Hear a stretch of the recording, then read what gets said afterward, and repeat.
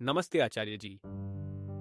आजच्या जगात एक मोठी भीती आहे, ती म्हणजे काहीतरी सुटून जाण्याची भीती म्हणजेच फोमो. आणि त्यासोबतच बकेट लिस्ट आणि मॅनिफेस्टेशन यांसारख्या गोष्टी येतात. उदाहरणार्थ, मला पुस्तकं वाचण्याची आणि नवनवीन गोष्टी जाणून घेण्याची संधी सुटून जाईल अशी भीती वाटते. तर या भीतीचा सामना कसा करायचा? तुम्ही एखाद्या गोष्टीची इच्छा तेव्हाच धरता जेव्हा ती गोष्ट एकतर शहाणपणाची असते आणि दुसरी म्हणजे ती मिळवणं शक्य असतं. मग हे खरंच शहाणपणाचं आहे का? आणि दुसरी गोष्ट म्हणजे जर हे विश्व अनंत असेल तर संपूर्ण ज्ञान मिळवणं खरंच शक्य आहे का? त्यामुळे हे ना शहाणपणाचं आहे ना शक्य आहे.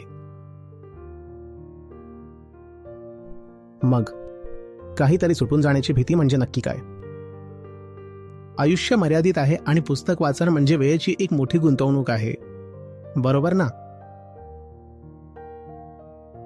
कमीत कमी काही दिवस आणि कधी कधी काही आठवडे, अगदी महिने सुद्धा लागतात. सगळीच पुस्तकं तुमचा वेळ देण्याच्या लायकीची नसतात. एखादं पुस्तक असू शकतं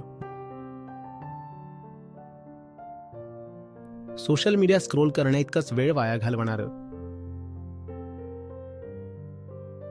किंवा इतर कोणत्याही प्रकारच्या विचलित करणाऱ्या गोष्टींसारखं, बरोबर ना? त्यामुळे ज्ञान हे स्वतःमध्येच, किंवा त्यात काही सद्गुण असेलच असं नाही. सगळ्याच गोष्टी जाणून घेण्यासारख्या नसतात.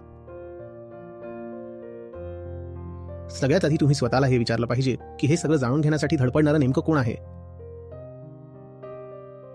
हा तथाकथित जाणणारा नेमका कोण आहे? आणि त्याला इतक्या गोष्टी का जाणून घ्यायच्या आहेत? आणि त्या ज्ञानाचं तो काय करणार आहे? जाणून घेण्याची ही ओढ नक्की कुठून येतेय?